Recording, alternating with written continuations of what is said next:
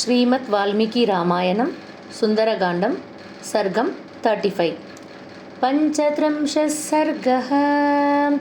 तां तु रामकथां श्रुत्वा वैदेही वानरर्षभात् उवाच वचनं सान्त्वम् इदं मधुरया गिरा।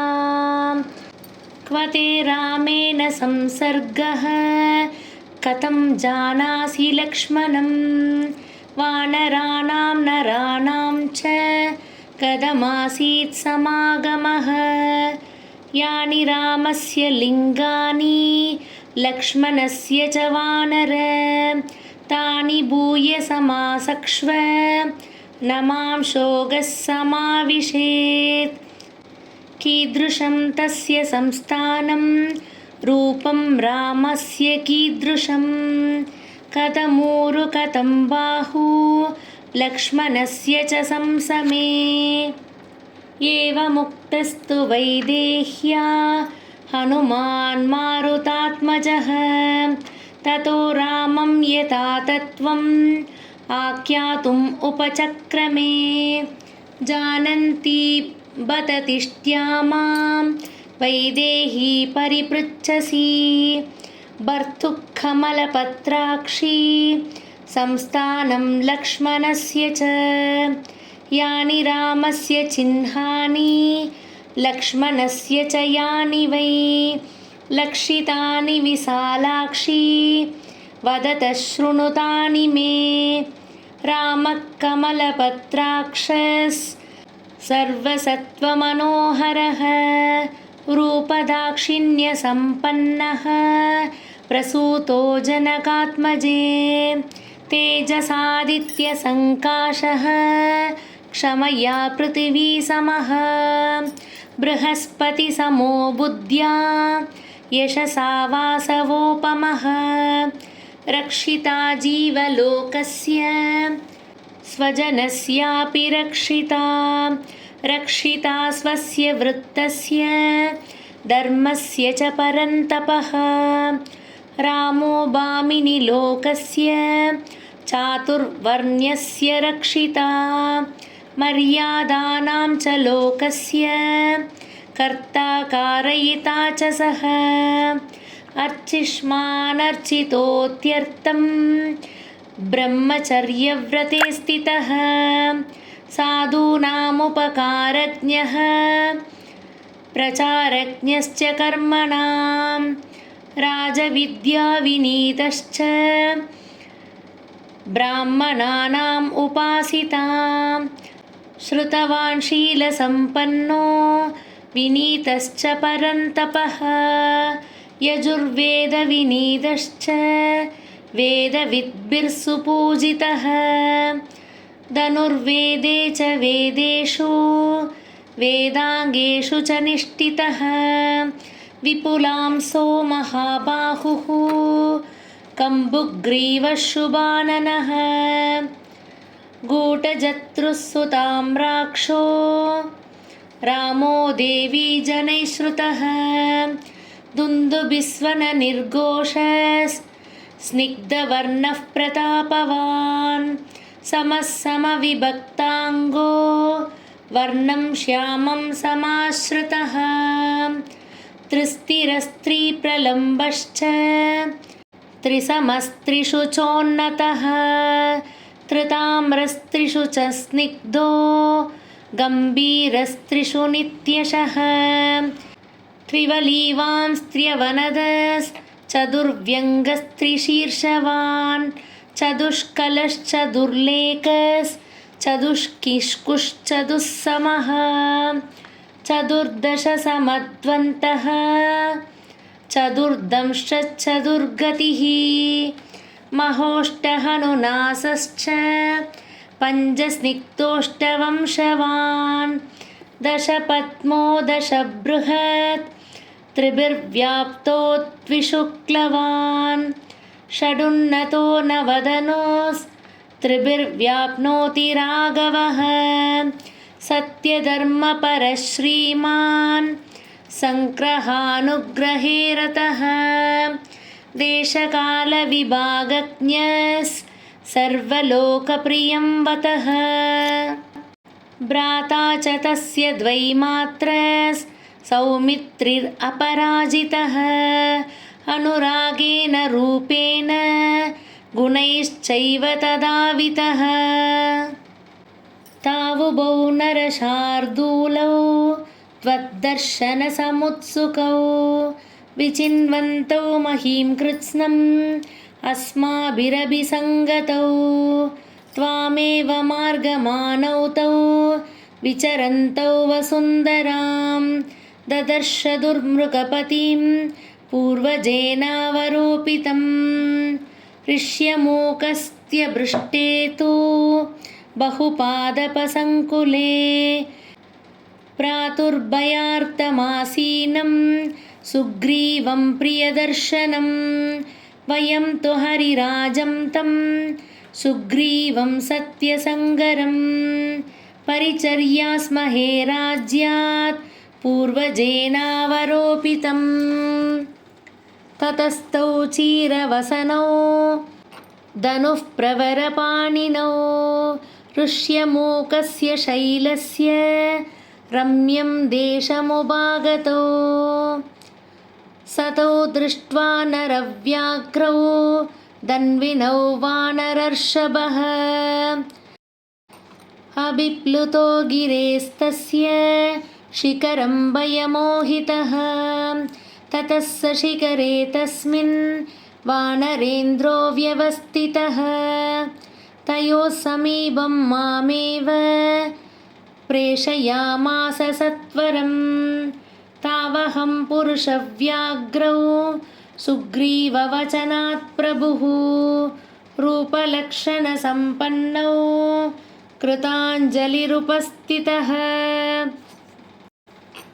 तौ परिज्ञाततत्त्वार्थौ मया प्रीतिसमन्वितौ पृष्ठमारोप्य तं देशं प्रापितौ पुरुषर्षभौ निवेदितौ च तत्त्वेन सुग्रीवाय महात्मने तयोरन्योन्यसंलाभाद् भृशं प्रीतिरजायत ततस्तौ प्रीतिसम्पन्नौ हरीश्वरनरेश्वरौ परस्परकृताश्वासौ कथया पूर्ववृत्तया ततः स सान्त्वयामास सुग्रीवं लक्ष्मणाग्रजः स्त्रीहेतोर्वालिना भ्रात्रा निरस्तमुरुतेजसा ततस्त्वन्नाशजं शोकं रामस्याक्लिष्टकर्मणः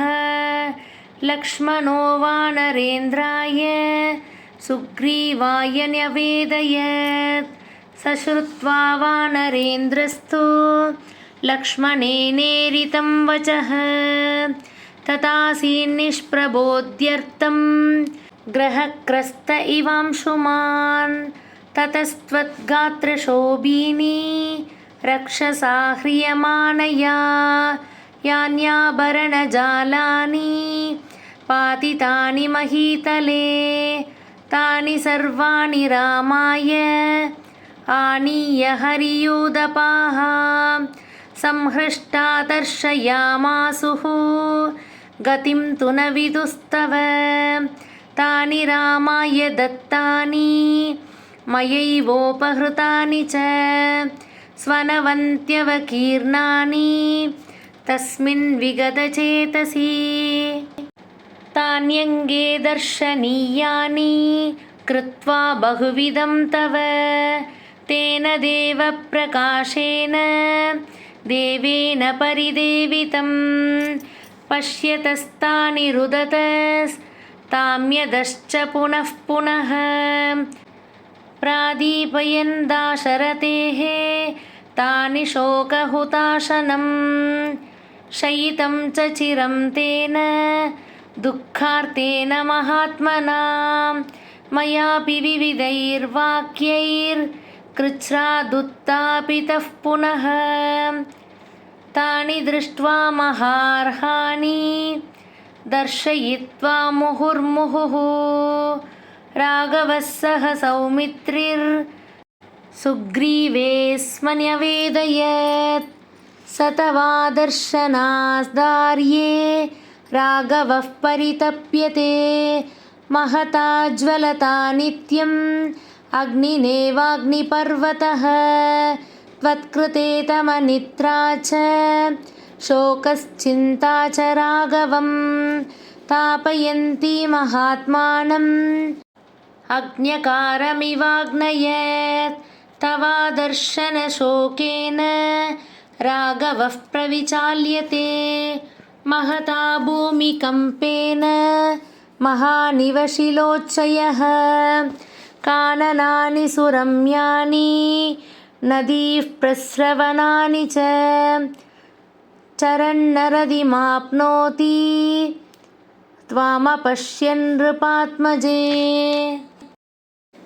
स त्वां मनुजशार्दूलः क्षिप्रं प्राप्स्यति राघवः समित्रबान्धवं हत्वा रावणं जनकात्मजे सहितौ रामसुग्रीवा वुभाव गुरुतां तथा समयं वालिनं हन्तुं तव चान्वेषणं तथा ततस्ताभ्यां कुमाराभ्यां वीराभ्यां सहरीश्वरः किष्किन्धां समुपागम्य वालियुद्धे निपातितः ततो निहत्य तरसा रामो वालिनमाहवे सर्वर्क्षहरिसङ्गानां सुग्रीवम् अकरोत्पतिम् रामसुग्रीवयोरैक्यं देव्येवं समजायत हनुमन्तं च मां विद्धि तयोर्दूतमिहागतं स्वराज्यं प्राप्य सुग्रीवः समानीय हरीश्वरान् त्वदर्थं प्रेषयामास दिशो दश महाबलान् आदिष्टावानरेन्द्रेण सुग्रीवेन महौजसा अद्रिराजप्रतीकाशास् सर्वतः प्रस्थिता महीम् ततस्ते मार्गमानास्ते सुग्रीववचनातुराः चरन्तव सुधां कृत्स्नं वयमन्ये च वानराः अङ्गदो नाम लक्ष्मीवान् वालिसूनुर्महाबलः प्रस्थितः कपिशार्दूलस्त्रिभागबलसंवृतः तेषां नो विप्रनष्टानां विन्ध्ये पर्वतसत्तमे भृशं शोकपरीतानाम् अहोरात्रगणागताः ते वयं कार्यनैराश्यात् कालस्यातिक्रमेण च भयाच्च कविराजस्य प्राणां त्यक्तुं व्यवस्थिताः विचित्य वनदुर्गाणि गिरिप्रस्रवणानि च अनासाद्यपदं देव्याः प्राणां त्यक्तुं समुद्यताः दृष्ट्वा प्रायोपविष्टांश्च सर्वान् वानरपुङ्गवान् भृशं शोकार्णवे मग्नः पर्यदेवयदङ्गदः तव नाशं च वैदेही वालिनश्च वदं तथा प्रायोपवेशमस्माकं मरणं च जडायुषः तेषान्न स्वामि सन्तेषान् निराशानां मुमूर्षतां कार्यहेतोरिवायातश् शकुनिर्वीर्यवान् महान् कृत्रराजस्य सोदर्यः सम्पातिर्नाम कृत्रराट् श्रुत्वा भ्रातृवदं कोपात् इदं वचनमब्रवीत् यवीयान् केन मे भ्राता हतः क्वच निपादितः एतदाख्यातुमिच्छामि भवद्भिर्वानरोत्तमाः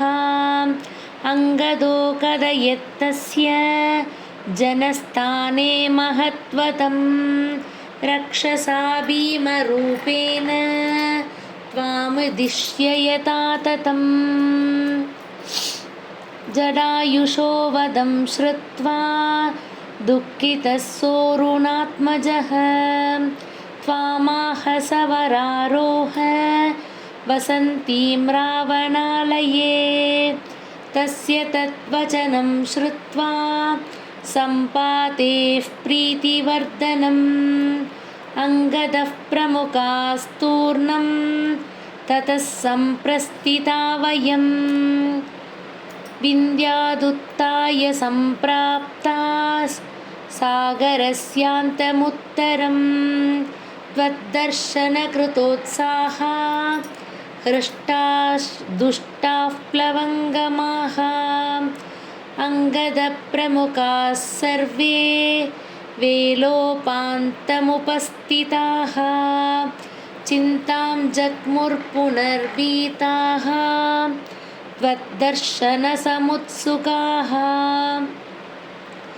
अताहं हरिसैन्यस्य सागरं प्रेक्ष्य सीदतः व्यावतूय भयं तीव्रं योजनानां शतं प्लुतः लङ्का चापि मया रात्रौ प्रविष्टा राक्षसाकुला रावणाश्च मया दृष्टस्त्वं च शोकपरिप्लुता एतत्ते सर्वमाख्यातं यथा वृत्तम् अनिन्दिते अभिभाषस्व मां देवी दूतो दाशरथेरहं तं मां रामकृतोऽत्योऽहं त्वन्निमित्तमिहागतं सुग्रीवसचिवं देवी बुध्यस्व पवनात्मजं कुशली तव काकुत्स्थः सर्वशस्त्रभृतां वरः गुरोराराधने युक्तो लक्ष्मणश्च सुलक्ष्मणः तस्य वीर्यवतो देवी भर्तुस्तव हिते रतः अहमेकस्तु सम्प्राप्तः सुग्रीववचनादिह मयेयम् असहायेन चरता कामरूपिणा दक्षिणादिगनुक्रान्ता त्वन्मार्गविजयैक्षिणा दिष्ट्याहं हरिसैन्यानां त्वन्नाशमनुशोचताम् अपनेष्यामि सन्तापं त्वाभिगमशंसनात् दिष्ट्या हि मम न व्यर्थं देवी सागरलङ्घनं प्राप्स्यां यहमिदं दिष्ट्या त्वद्दर्शनकृतं यशः राघवश्च महावीर्यः क्षिप्रं त्वामभिपत्स्यते समित्रबान्धवं हत्वा रावणं राक्षसाधिपम् माल्यवान् नाम वैदेही गिरीणाम् उत्तमो गिरिः ततो गच्छति गोकर्णं पर्वतं केशरी हरिः स च देवर्षिभिर्दिष्टः पिता मम महाकपिः तीर्थे नदीपदेः पुण्ये शम्भसाधनमुद्धरत् तस्याहं हरिणक्षेत्रे जातो वातेन मैथिली हनुमानिति विख्यातो लोके स्वेनैव कर्मणा विश्वासार्थं तु वैदेही भर्तुरुक्ता मया गुणाः अचिरात् राघवो देवी त्वामितो नयिता नगे एवं विश्वासिता सीता हेतुभिर्शोककर्षिता उपपन्नारभिज्ञानैर्दूतं तमवगच्छति अतुलं च कथाहर्षं प्रहर्षेण च जानकी नेत्राभ्यां वक्त्रवक्ष्मभ्यां मुमोचानन्तजं जलं चारु तद्वदनं तस्यास्ताम्रशुक्लायते क्षणम् अशोपदविशालाक्ष्या राहुमुक्त इवोडुराट् हनुमन्तं कविं व्यक्तं मन्यते नान्यतेति सा अतोवाच हनूमांस्ताम् उत्तरं प्रियदर्शनाम् एतत्ते सर्वमाख्यातं समाश्वसि हि मैथिली किं करोमि कथं वा ते रोचते प्रतियाम्यहम्। लास्ट् श्लोक मोक्षाब्धिरागम्।